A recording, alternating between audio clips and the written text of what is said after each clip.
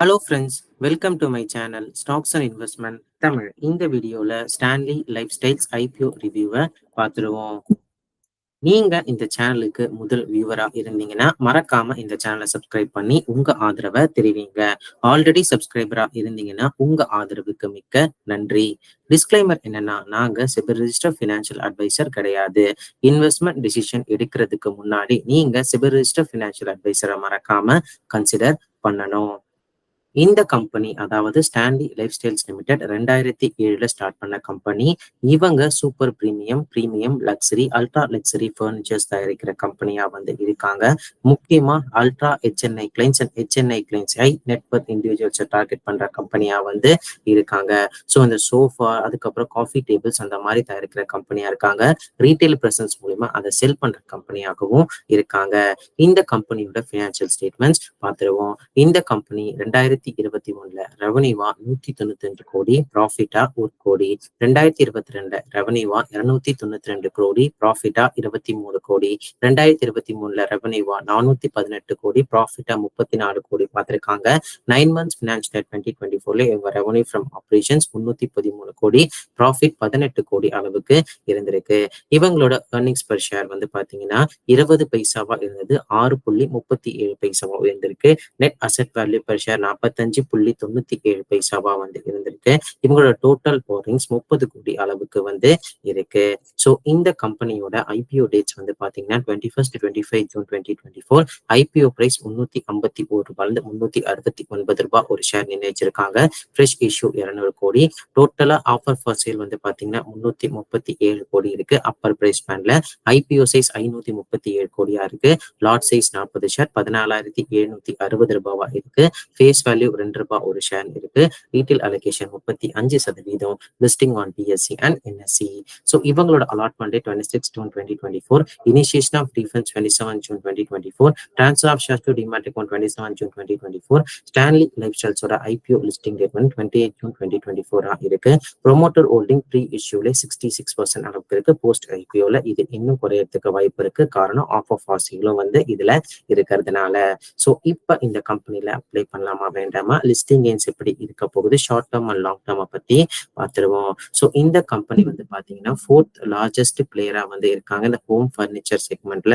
In terms of revenue financial 2023 compare பண்ண சொல்லும்போது 38 company own and company operator stores வச்சிருக்காங்க. Like Bengaluru, Chennai, New Delhi, Mumbai and Hyderabad. முக்கியமா அவங்க சப்சிடரிஸ் மூலியமா 24 franchise own and franchise operator stores வச்சிருக்காங்க. 21 சிட்டிஸ்லயும் 11 ஸ்டேட்ஸ் அண்ட் யூனியன் டெரிட்டரிஸ்லயும். இவங்களோட average profit after tax margins பாத்தீங்கன்னா பினான்சியல் 2024 to 2020 5.63% இருக்கு. அதே கடந்த 3 வருஷத்துல பாத்தீங்கன்னா ஒரு 6% மேல உயர்ந்திருக்கு. கிராஸ் ப்ராஃபிட் 47.84% சிஏஜிஆர்ல இன்க்ரீஸ் ஆயிருக்கு. ரெவன்யூ 46.29% சிஏஜிஆர்ல இன்க்ரீஸ் ஆயிருக்கு. எபிட்டா 66.68% சிஏஜிஆர்ல இன்க்ரீஸ் ஆயிருக்கு. ப்ராஃபிட் 326.48% அளவுக்கு இன்க்ரீஸ் ஆயிருக்கு. அதாவது 1 கோடி ப்ராஃபிட் பார்த்த கம்பெனி ஒரு 30 கோடி அளவுக்கு ப்ராஃபிட் பார்க்குற கம்பெனியா மாறி இருக்காங்க. இவங்களோட பிசினஸ் எக்ஸ்பான்ஷன் இந்த ஐபிஓட இருந்து கொண்டு வர போறாங்க. அதுல 24 நியூ ஸ்டோர்ஸ் ஓபன் பண்ண போறாங்க. 2025 to 27 காலகட்டத்தில் அவங்க சப்சிடரிஸ் மூலியமா 25ல இன்னும் நிறைய ஸ்டோர்ஸ் 12 ஸ்டோர்ஸ் மேல ஆட் பண்றதுக்கு வாய்ப்பு இருக்கு. அடுத்த 2 வருஷம் பாத்தீங்கன்னா இன்னொரு 12 ஸ்டோர்ஸ் ஆட் பண்ற வாய்ப்பு இருக்குன்னு சொல்லி ஆர்ஹெச்பில மென்ஷன் பண்ணிருக்காங்க.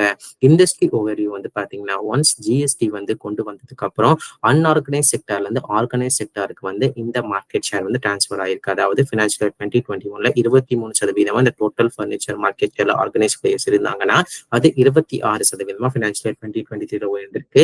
இது 35% மார்க்கெட் ஷேரா மாறத்துக்கு வாய்ப்பு இருக்குன்னு சொல்லி எதிர்பார்க்கப்படுது. ஆர்கனைஸ்டு மார்க்கெட் ஷேர் பினான்சியல் 2027ல அதோட ஆனுவல் growth 36% இருக்குன்னு சொல்லி எதிர்பார்க்கப்படுது.